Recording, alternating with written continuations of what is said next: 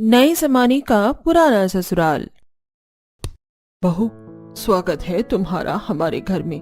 बहू, तुम दोनों अपनी नई देवरानी को यहाँ के तौर तरीके अच्छे से समझा देना और हमारी सारी परंपरा भी बताना।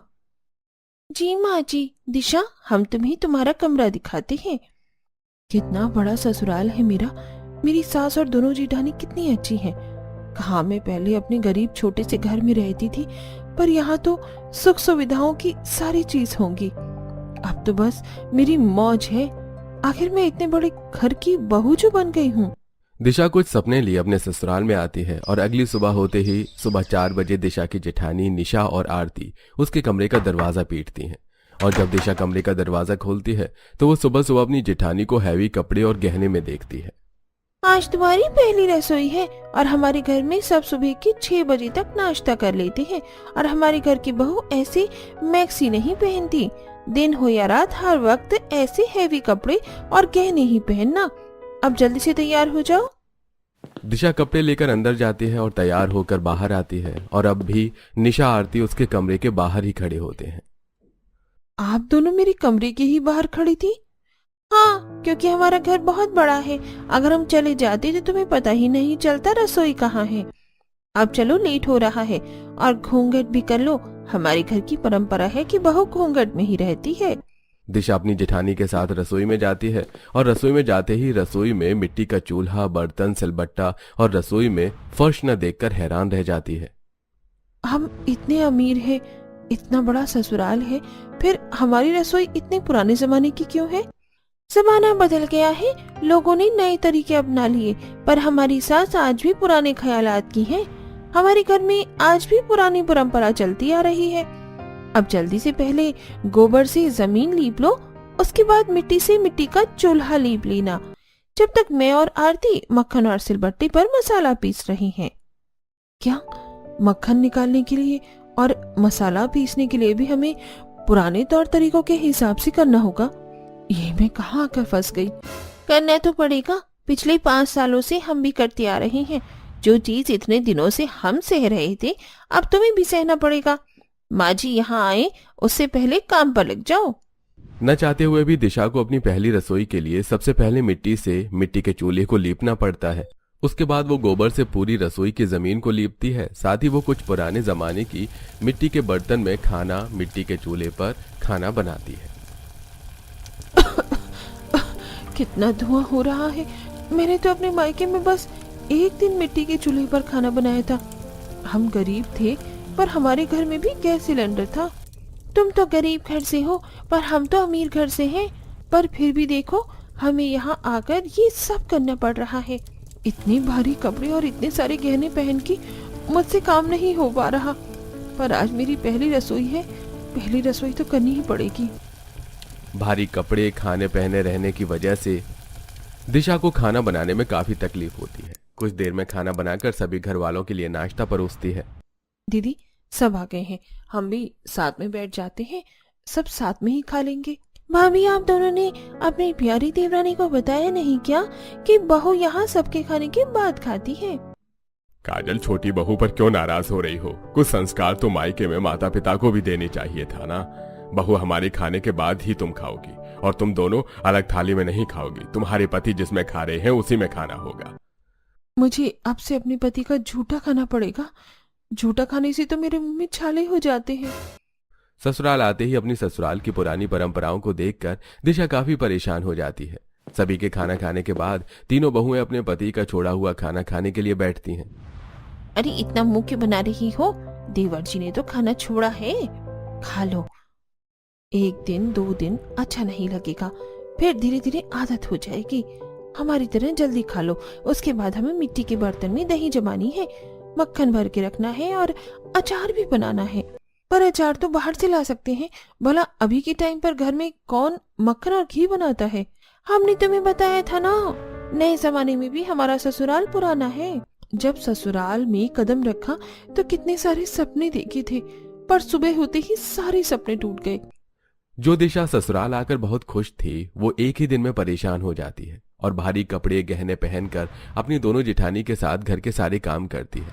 जिसकी वजह से उसके शरीर में रैशेस होने लगते हैं और रात को सोने से पहले तो सारे गहने उतार कर बिस्तर पर रख देती है और अपने पति से कहती है, देख रहे हो तुम्हारी माँ ने कितने भारी कपड़े और गहने दिए हैं मुझे पहनने के लिए।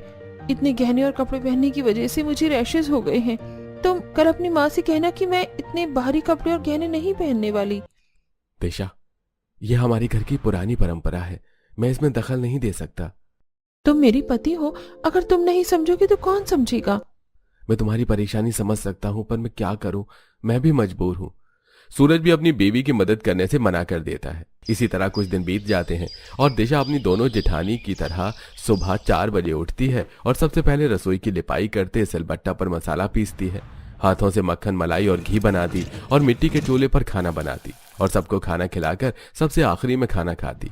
यहाँ तक कि वो घूंघट में ही सबके सामने रहती है और घर का पूरा काम करती है। ऐसे ही एक दिन, काजल, ये तुमने कैसे कपड़े पहने हैं? तुम जानती हो ना, हमारे घर की औरतें ऐसे कपड़े नहीं पहनती। भाभी, मैंने जिम ज्वाइन किया है और भारी कपड़े पहनकर घर में रहना, घूंघट करना, गहने पहनना, मर्दों के खाने के बाद खाना खाना, घर में लहसुन प्याज ना खाना, ये सारी परंपरा घर की बहू के लिए है, बेटी के लिए नहीं। बिल्कुल सही कहा मेरी बेटी ने। अब मेरी बेटी का रास्ता छोड़ो ताकि वो जिम के लिए जा सके। वाह रे, इनके घर की पुरानी परंपरा, बहू के लिए कुछ और बेटी के लिए कुछ, और माँ जी की परंपराएं तो समय के अनुसार बदल रही हैं। बहू और बेटी में इतना भेदभाव दिशा को बहुत गुस्सा आता है और वो चाह कर भी कुछ नहीं कर पाती। समय गुजरता है और एक दिन आरती, निशा, दिशा देखती हैं कि काजल मॉडर्न ड्रेस पहनकर अपने कुछ लड़के फ्रेंड्स के साथ बाहर पार्टी करने गई है।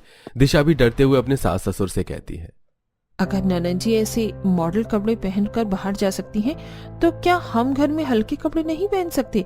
बिना गहनों के, इन गहनों की वजह से मुझे खुजली होती है। देखिए मेरे हाथों में कितने दाने निकल गए हैं। मुझे तो लगता है मेरे डॉक्टर के पास जाना बहुत जरूरी हो गया है। राम राम राम, हे प्रभु, कैसी बेअकल बहू दे दी मुझे। शांति, तुम ही समझाओ इसे, कुछ ऐसे ससुर के सामने हाथ नहीं दिखाते। बहू, ये क्या किया? तुझे मैंने इतने भारी कपड़े, गहने और घूंघट इसीलिए करवाया ताकि तू खुद अपने हाथ खोलकर अपने ससुर को दिखा सके। माँ जी, गुस्सा मत कीजिए, देवरानी जी अभी नादान है, हम धीरे धीरे उन्हें सब सिखा देंगे। निशा और आरती शांति के डांट से दिशा को बचा लेती हैं। इसी तरह कुछ दिन बीत जाते हैं और एक दिन जब काजल को घर का खाना पसंद नहीं आता तो वो बाहर से खाना ऑर्डर करती है। माँ, पापा, आज मेरा घर का खाना खाने का दिल नहीं कर रहा है, क्यों ना मैं हम सबके लिए बाहर से खाना ऑर्डर करूँ? अच्छा आइडिया है, वैसे भी काफी दिन हो गए घर में कुछ बाहर का नहीं आया। चलो, अच्छी बात है। आज मुझे सिलबट्टे पर मसाला पीसकर मिट्टी के चूल्हे पर धुएं से परेशान होकर इन सब के लिए खाना नहीं बनाना पड़ेगा और बाहर का खाना भी खाने को मिल जाएगा। ठीक है, आप सब बाहर का खाना मंगवा लीजिए, हम तीनों सिर्फ अपने लिए खाना बना लेते हैं। दीदी, बाहर से तो खाना आ रहा है ना, फिर हम अपने लिए अलग से खाना क्यों बनाएं? क्योंकि इस घर की बहू को बाहर का खाना खाना अलाउड नहीं है। कितनी घटिया परंपरा है इस घर की। पर माँ जी, हमारे घर में तो कोई लहसुन प्याज ही नहीं खाता और बाहर के खाने में तो लहसुन प्याज डलता है। बहू, मेरी बेटी का बाहर का खाने का मन कर रहा है, अब मैं अपनी बेटी का मन को तो नहीं मार सकती ना। कल को उसकी शादी हो जाएगी, पता नहीं कैसे ससुराल मिलेगा उसको, इसलिए उसे जो खाना है खाने दे और तू सवाल जवाब करना बंद कर और जाकर अपना काम कर।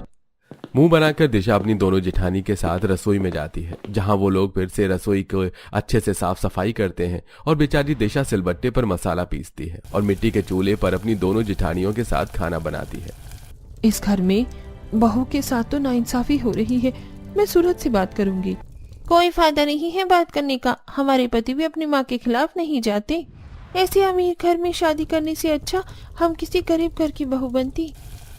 तीनों देवरानी जेठानी इस नए दौर में अपने ससुराल की पुरानी परंपराओं को निभाती हैं। समय यूं ही बीतता है और बहुत जल्द काजल को देखने लड़के वाले आते हैं।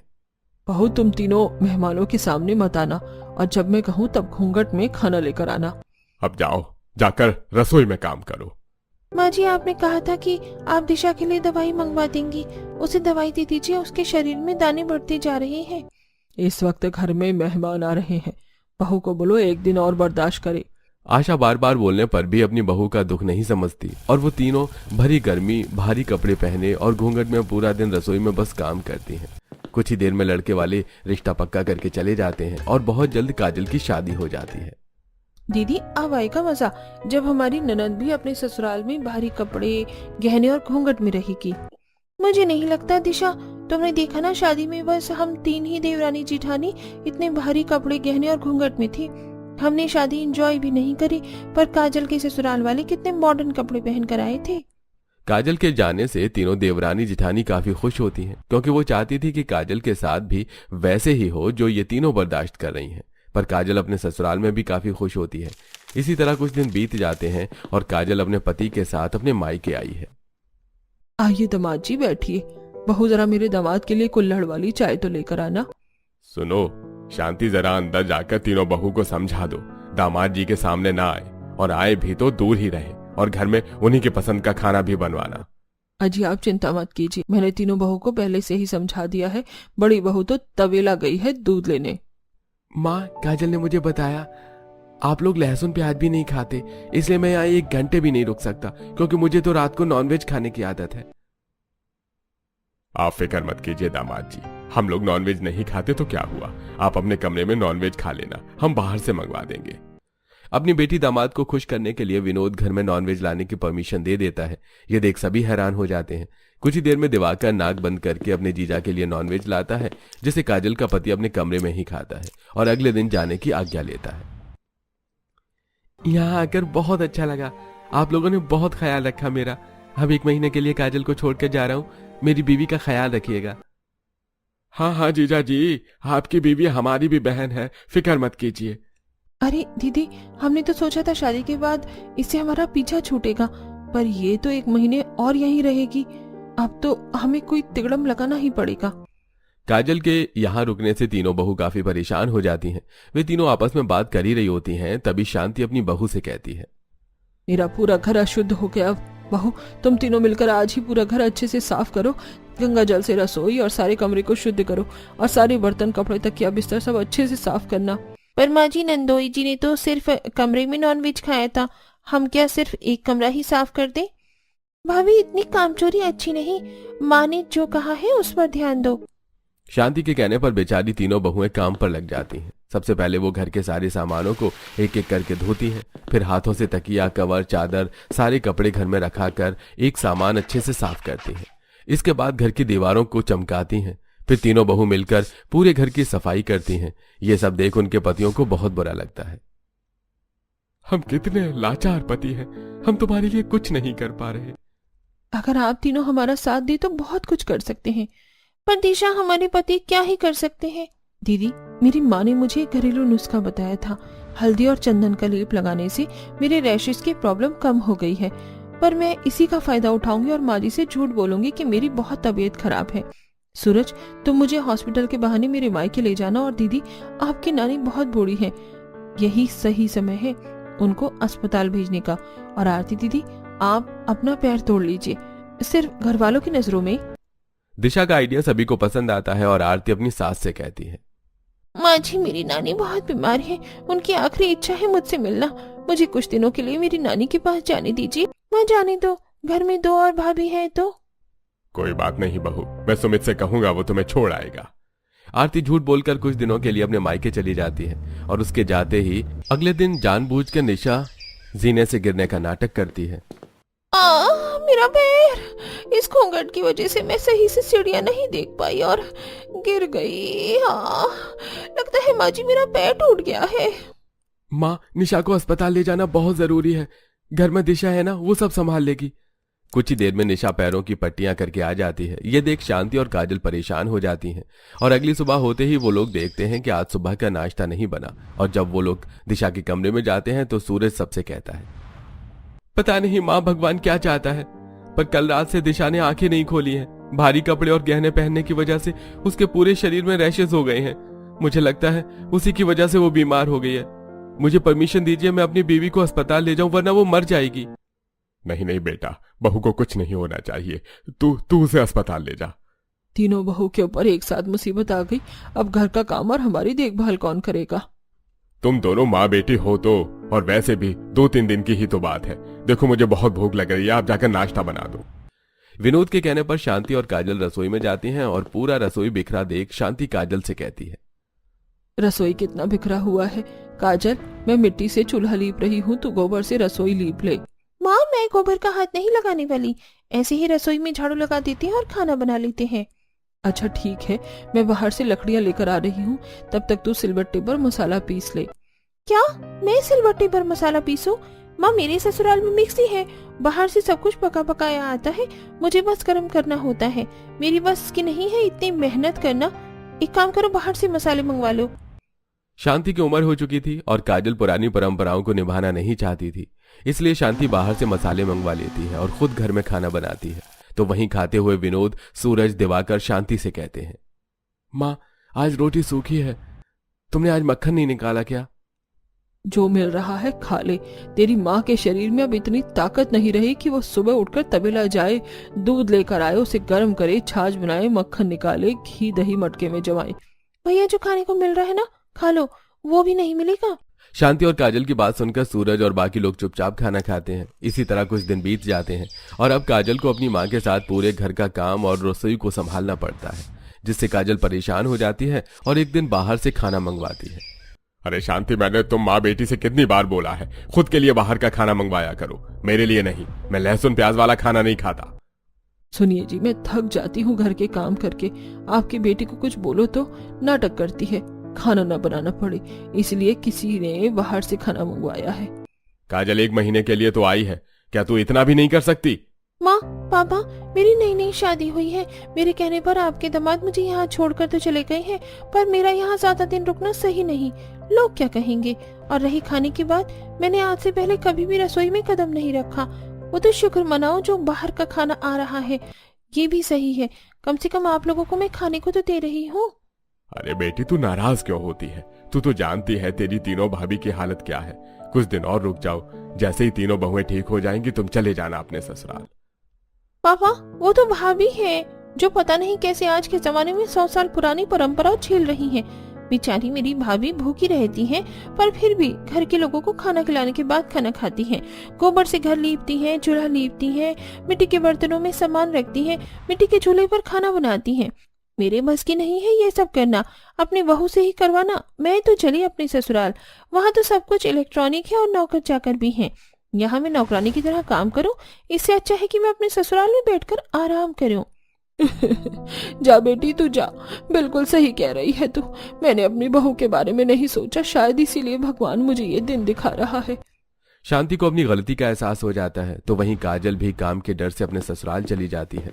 अब अकेली शांति जब रसोई के लिए उपाय कर रही होती है तो विनोद शांति से कहता है, रहने दो, रसोई की लिपाई करने की जरूरत नहीं है। मैं रसोई में फर्श लगवाऊंगा, मिक्सी, सिलेंडर, फ्रिज और जरूरत की सारी चीजें लेकर आऊंगा, ताकि हमारी बहू को भी परेशानी ना हो और फिर कभी दोबारा ऐसे हालात हो तो हमें परेशानी ना हो। जब शांति और विनोद पर बात आती है तो वो लोग रसोई का नक्शा ही बदल देते हैं।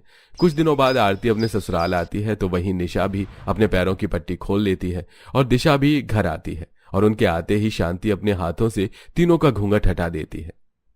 तुम तीनों को अब इस घूंघट में रहने की जरूरत नहीं है, और ये गहने भी उतार दो और वो कपड़े पहनो जिसमें तुम कंफर्टेबल हो।